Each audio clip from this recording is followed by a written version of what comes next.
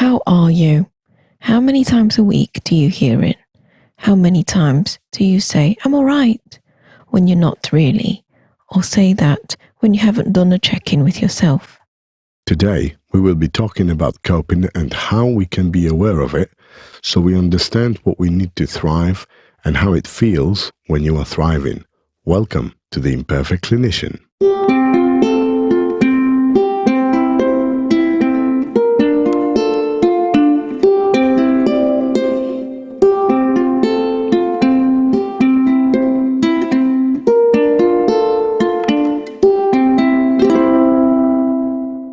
Welcome to the Imperfect Clinician. Today we're talking about coping versus thriving and finding purpose. So what's the difference?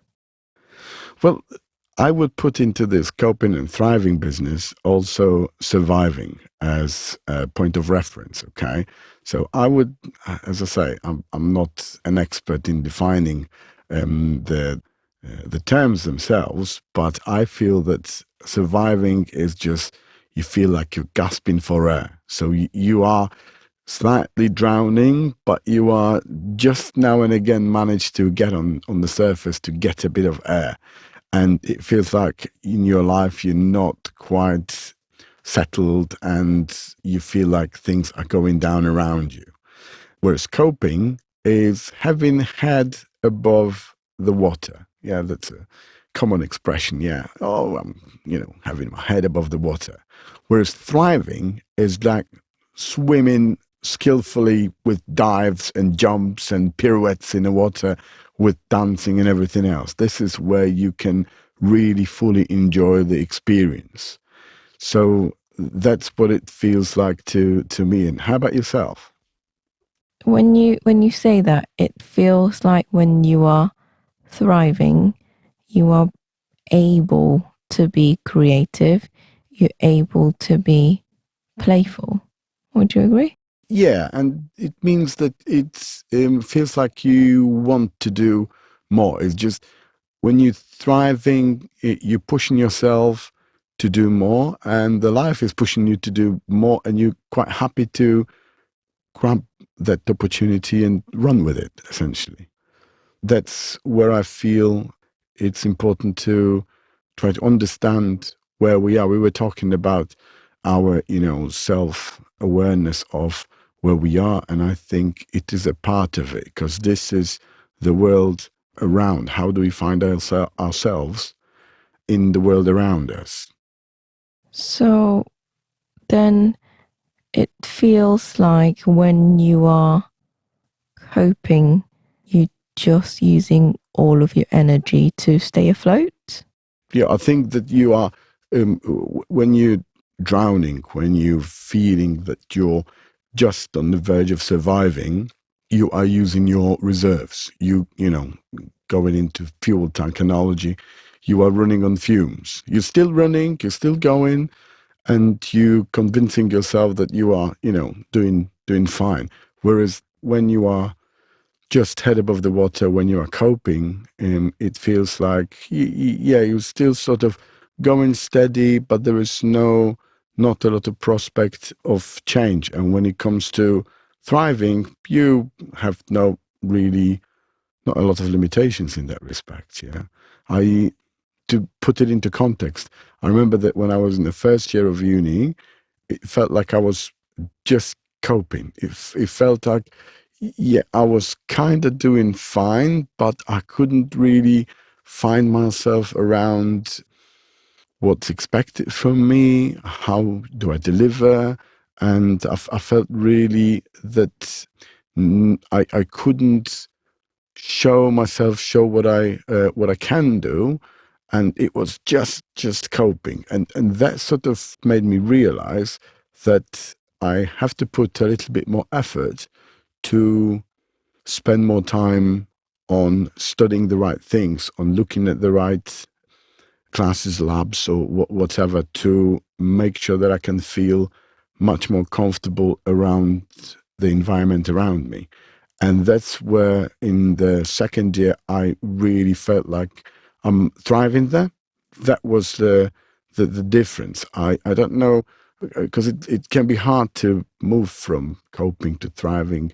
But I just found this level of energy that allowed me to focus on studying the right things, not necessarily harder, but the right things to give me the basis of what later transformed me into a thriving person in the uni. So I want to say coping is not a reflection of lack of effort.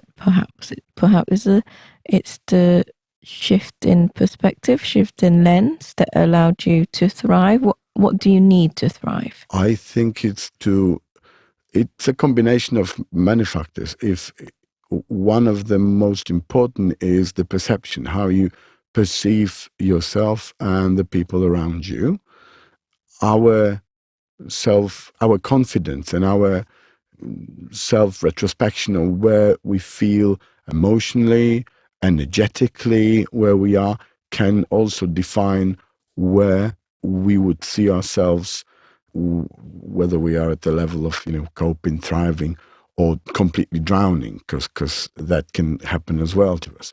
So I think it is the level of energy, and the investment of energy is different. When you're thriving, you feel like you're using much less energy, but the effort you just direct into the things that are necessary and allow you to progress. And so in order for you to look at it from a different lens, what do you have to make for yourself? Do you have to give yourself some thinking space? Do you have to step back? I think it's very individual. I would think that people thrive in different circumstances, and we need to find our way that would allow us to find ourselves amongst the situations and environment around us. I think that when you, for example, look at coping at work, it feels to me that coping at work is just like ticking the boxes, that you're doing everything that's you're expected to do, that you do what you set out to do. You might be achieving goals, or maybe not always. It's sort of being average in a way, not putting enough heart and energy in it, or putting enough energy, but the results are not satisfying for yourself.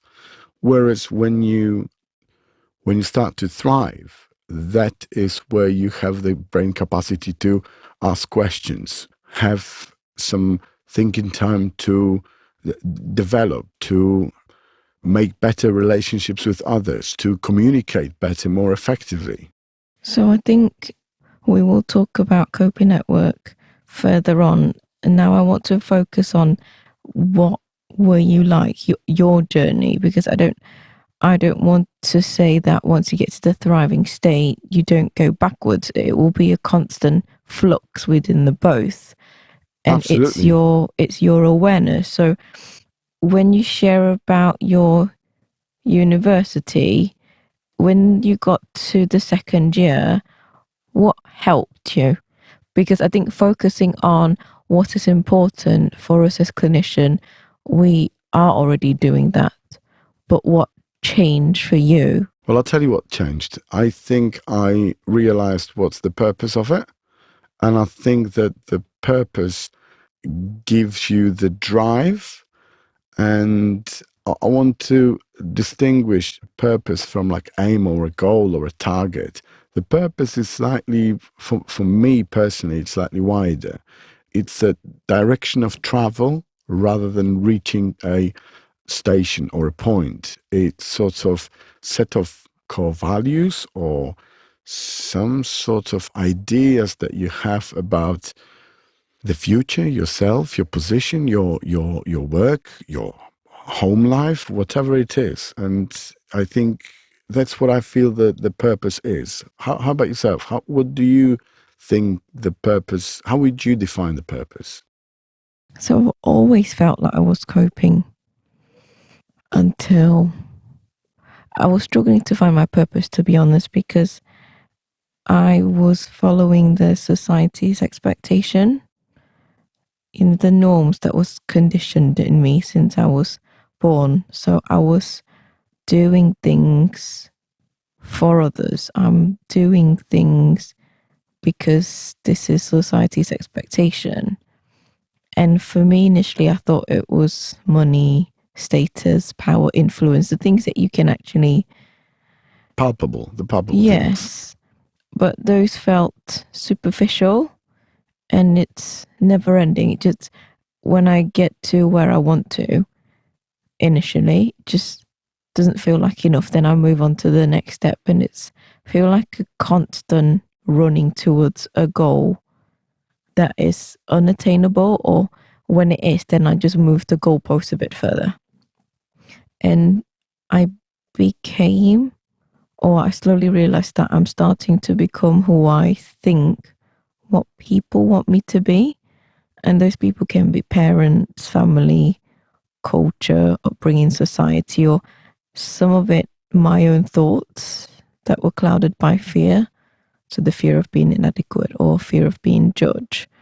So I think I truly understood purpose when I had my first child. It feels like I am, I don't know how, but it feels like my perspective has changed. So they say the hormones changes your brain when you're pregnant, when you're giving birth. But that feeling of what I'm doing to be in service of a family and how that then translate to my purpose at work. Okay, so the purpose usually, would you say they would align with your core values? Because for me, I think that one comes out of the other, that your core values dictate, once you realize what they are, once you do a little stock take of yourself, you then come to a conclusion what's your core values, and that can help you find the purpose. For me, purpose is like a ultimate motivation. It's when we start as a clinician, we have an idea of what we want to do, or we want to save people, help, save lives, whatever the motivation for us is. And this is what we set off. And then it sort of fades in the everyday efforts that we have, life, family, work, whatever. We just get into a hamster wheel and we kind of forget about the purpose away. I think a lot of people are in the field of clinicians because they ultimately want to help other people. And for me, this is to be of service to other people. And I think to be of service of patients is what we all go into this profession for. But how do you align your strength, what you know you're good at, and find your reason, what you're actually doing this for, and how do you want to utilize your strength and your passion and align these all together? So for me, I I was working on personal development and then that translated into my purpose throughout personal and organizational. I think some people do the role as a clinician sometimes because of status. I've always been told be X because financially you're relatively stable. Be Y, any part of that role of clinician because it's healthcare, so you will be respected. Be this because of that reason. And that reason changes for people with age, with experience.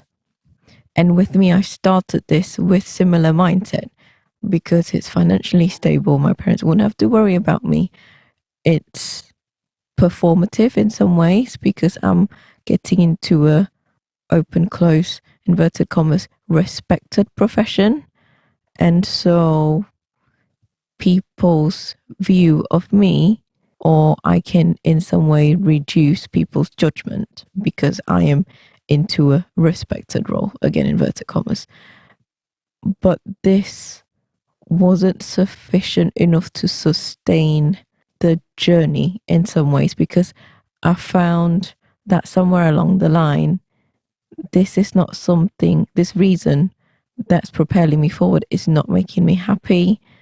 What can I do? And I've seen other clinician who's found their purpose or their calling in some sense, where they really enjoy teaching. This is something that they're really, really good at doing.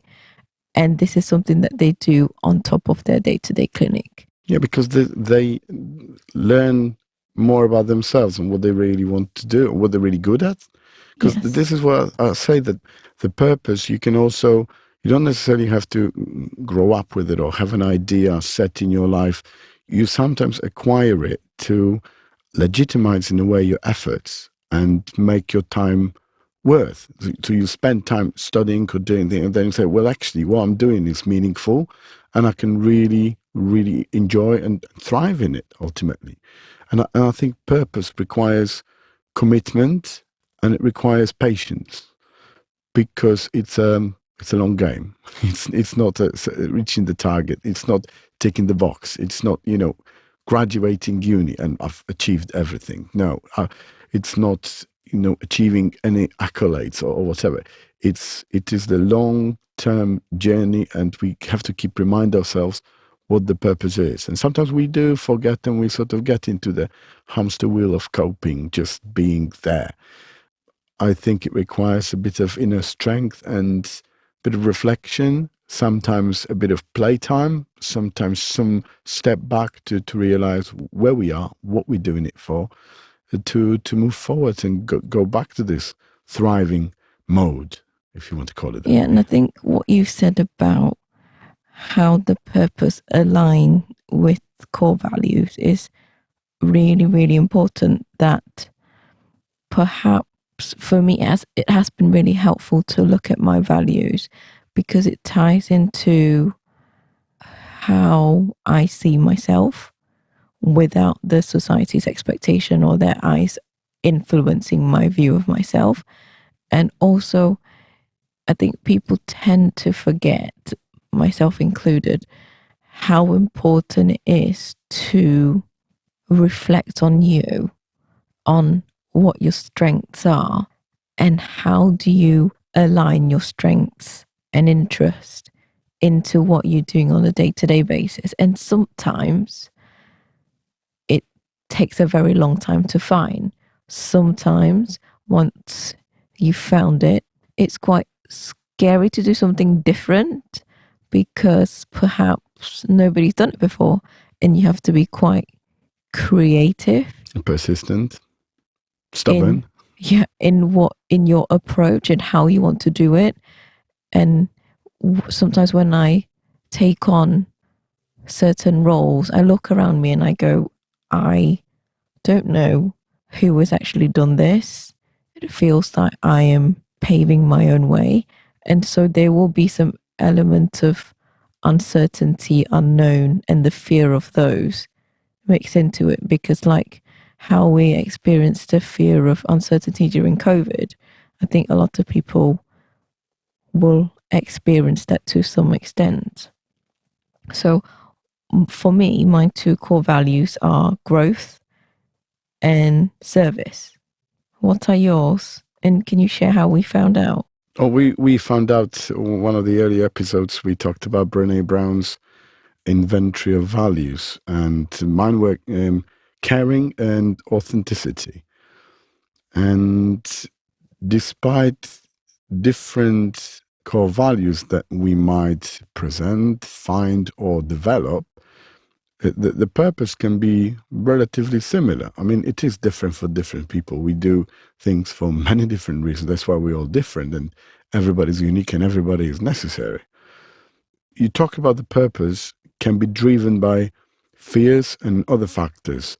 How can you be aware of which? Is it the true purpose or the purpose shrouded in dust? So I think in our last episode we talk about the importance of self-care and self-reflection. And this has helped me assess where I am, because when I'm, like you said, stuck in a cogwheel, I feel tired, I feel burnout. Whereas if I feel that I'm thriving, I feel excited, I feel fulfilled, I am able to be creative in any aspects of life. So I found a new interest, or I should say, an old interest that was restarted at the start of the pandemic, and it was painting.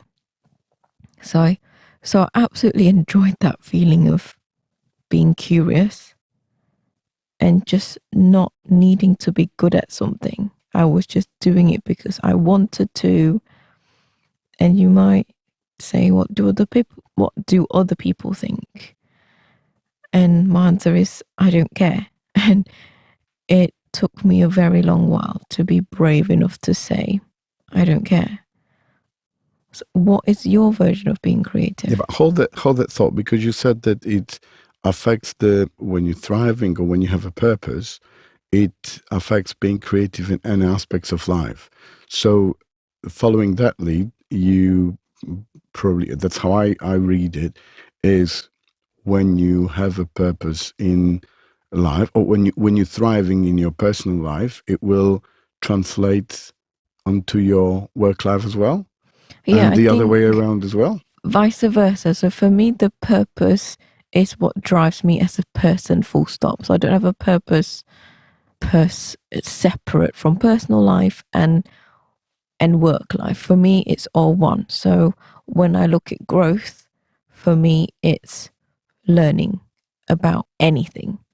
And you would see me how I devour information, and you would see how I take on new things. And that part about being of service, that core value of me to be of service, whether it's to be of service to family, to patients, to myself, to Other clinicians other and clinicians, team members in general. the people that I want to be responsible, or I feel that I want to bring out the best in themselves. These falls into the same umbrella for me. And so when I'm able to see my values very, very clearly, I know what I need and I know what nourishes me. Does that make sense? Yeah, yeah.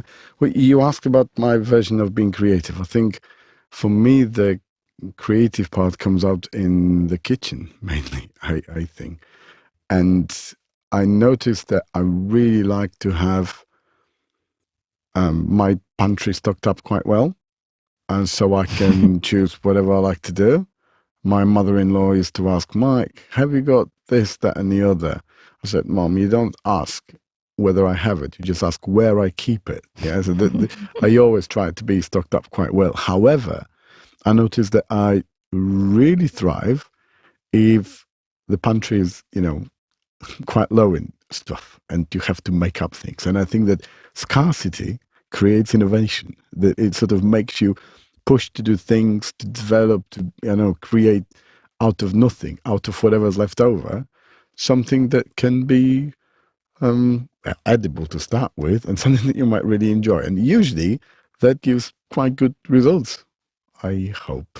Yes, like our meal today is just unplanned, and you just went to the fridge thinking, what can I do? And I can just see his creative juices just flowing, thinking, oh, what can I do? This combination, this 3, 5 different things. And I can see that you really, really enjoy it. Yeah, that's very true. But there's one thing I was thinking about. Can purpose limit you? Does it mean that you should do everything for the purpose at all cost? Or is it the value that all your efforts aspire to, therefore remains truly free and unlimited? The latter, definitely.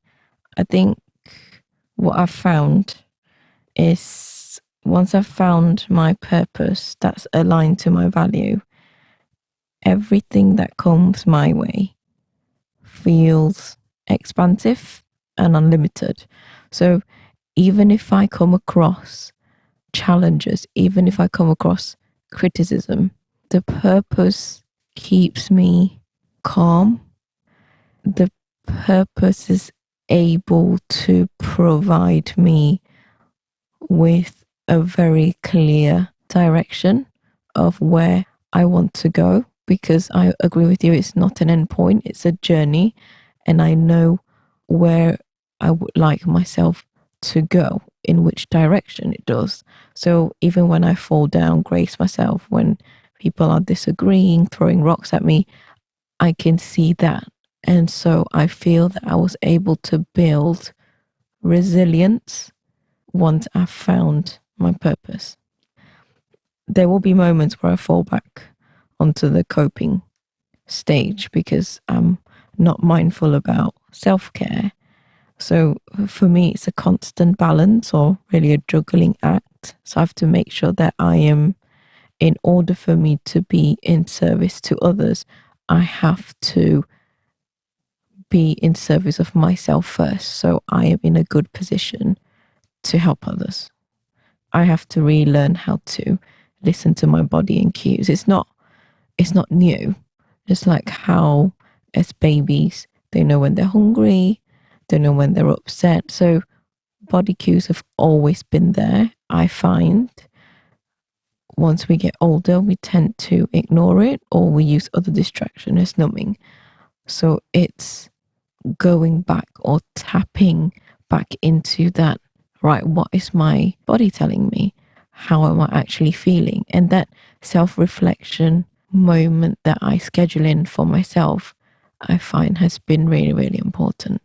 So you're saying that numbing, or well, just life around us, is covering up the signals from our body, and you're saying that we should actually go back to when we were little babies, where we knew when we were hungry, we let people know around us. Yeah, the parents knew that we are starving because we are crying, we are tired, we are upset. Yeah, and how do you get there? How do you synchronize your body so that you can listen better? How do you silence everything out to understand what your body needs? So I think there are two big examples that has been an ongoing journey, especially one. So I don't know how many times when my body's saying, I'm really tired, you need to rest.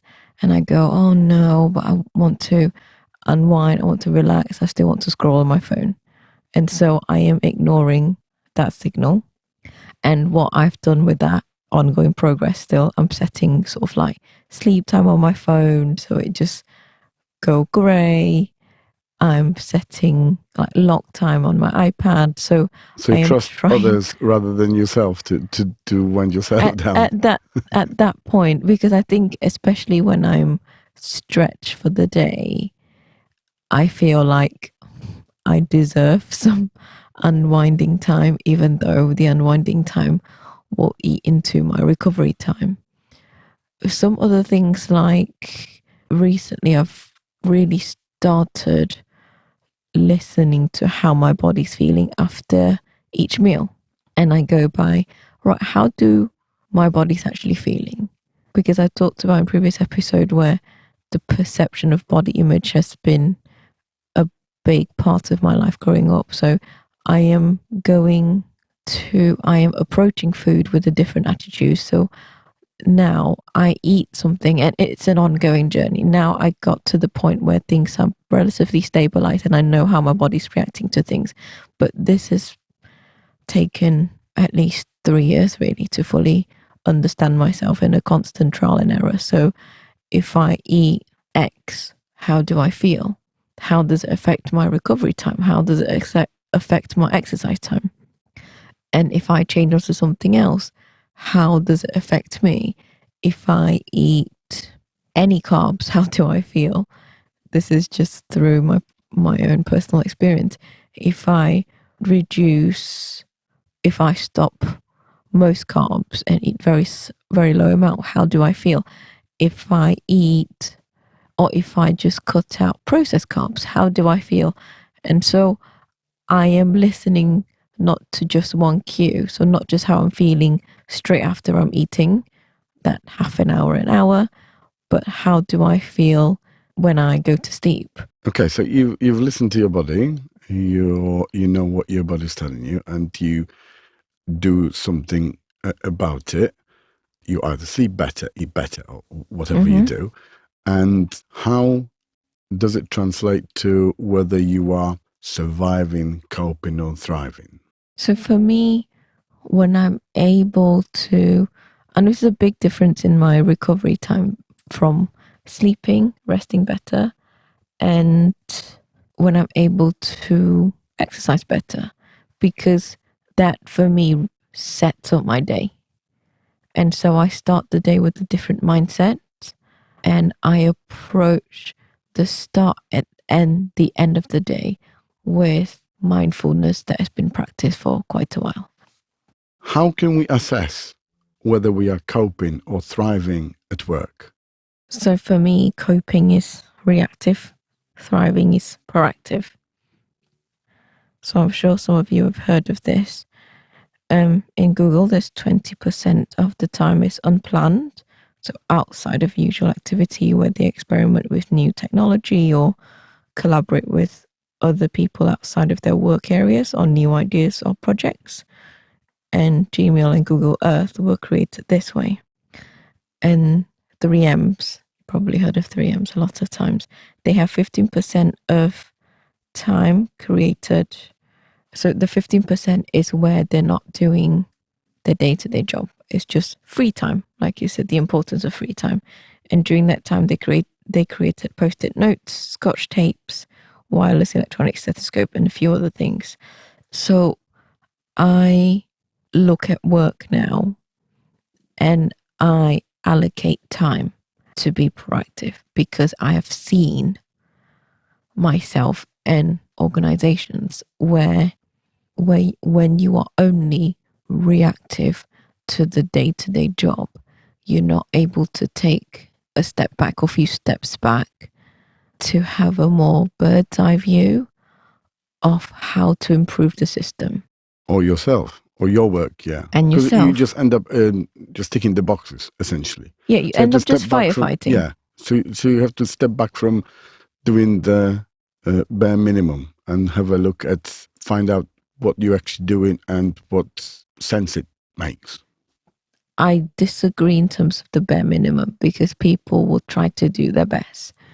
But when you are just firefighting, you're just dealing with the day's work. And you don't have time to reflect on how the team is coping. You don't have time to look at, to have the opportunity to listen to how are you feeling? How is the team feeling? What support do they need? What system do you have in place? Or what system do you need to create to help support everyone, yourself including, to develop and be better? And so you lose that adaptability to change, adaptability, flexibility to improve and be better. So do you think when you're at work and you manage to carve out a little bit of time to step back and have a little, like I said, bird's eye view, is it something that you should carve out or it should be provided to you by the leadership? I'm in a leadership position, so I definitely would say leadership. Okay. Because you have a bit more power, maybe more than a bit, much more power compared to people who are not in clear, defined leadership position. So I think everyone is a leader in the workplace, regardless of what role you are, even if you're not a clinician. However, I think when you are given that role, you should be able to, or you should hold yourself accountable in providing that space and creating a system for everybody in your team. And if you are in that leadership position with other managers, make sure that they are held accountable to create that system as well. But I think even if you're not working in a strictly, a leadership position, I think it's also quite important to make sure that you have this little bit of a breathing space, because that makes you a little bit more thoughtful and happy and fulfilled at work, because you don't feel like you're only ticking the boxes. You have a little bit of brain capacity to think about how you can make your work better, how you can collaborate with others better, what can be improved. And that can be even seen in how you word your emails, how you interact with others, how is the communication. And I think it does affect the interactions and communication within teams and between the teams. If you have a little bit of feeling that you are really fulfilled, that you not only, ticking those boxes, that you have a little bit of purpose in your work, have the idea to promote, to progress, to set to people you're working with to expand it. And I think that makes you happier, and that can make the difference from coping at work and thriving. I like this quote from Bob Goff, an author, lawyer, and speaker. He said, "We won't be distracted by comparison if we are captivated with purpose." So we focus on what's important rather than what's not. You can't be doing wrong thing if you're doing the right thing. in Yes. that respect. And I think you don't decide what your purpose is in life. Bob Proctor said, you discover it. And I think for me anyway, when I started this journey to look within, to discover the baggages that I've taken with me for all that while, I am then in a better position because I've better clarity to look at my why, and that becomes my reason for living. So purpose is your why. Purpose is the why. Yeah. And why is the purpose. Yeah. Yeah. But so we've got all the purpose in the world, we've got all the will, and we're thriving and all that. So let's look at the risk of not having purpose. So can you thrive with no purpose? Just, I don't know, enjoying the ride or whatever.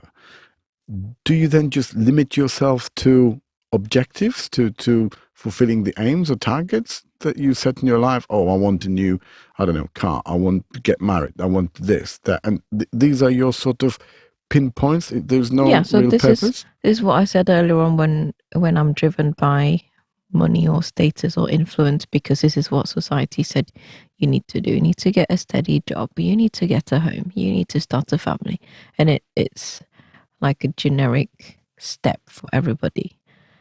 I don't think you can thrive with purpose. It's very limiting.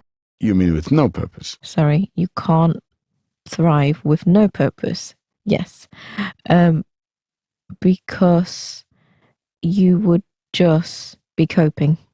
That feeling that we described earlier on, where I feel energized, where I feel fulfilled, that feeling only came when I started to understand my why.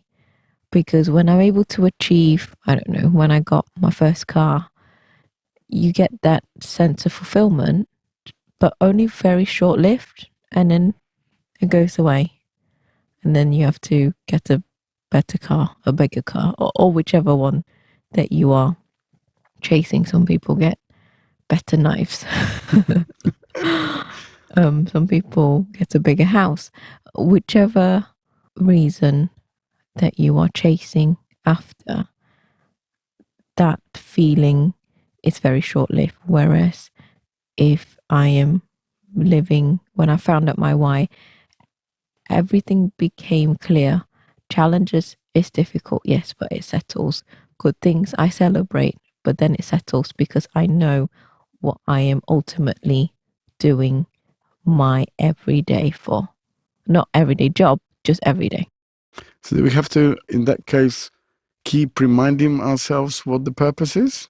do we have to challenge ourselves to, I think we should challenge ourselves to find the purpose, to discover it in Yes. us. And I think, like we said earlier on about leaders making space and having system in place, that is very hard if you don't know how to do it for yourself. And so your ability to draw boundaries and say, this is the space, this is what I need to build for me to be able to have my self-reflection, to be a better version of myself, because I want to find out my why. Because like Tony Robbins said, the real joy in life comes from finding your true purpose and aligning it with what you do every single day. I've spoken to people who have found it and people who haven't, and I've experienced both sides, and I want to say the difference is vast. I'm absolutely 100% behind you in that. I have found that when I discovered the purpose in myself, that allowed me to just open up and feel just fulfilled and like, like flying. Yeah, yes, you can walk, but you can see birds flying. So why wouldn't I fly? So yeah, I think that we all have responsibility to try to find purpose, try to discover the purpose, try to caress it, and try to dig deep to understand our whys and just chase it, go for it.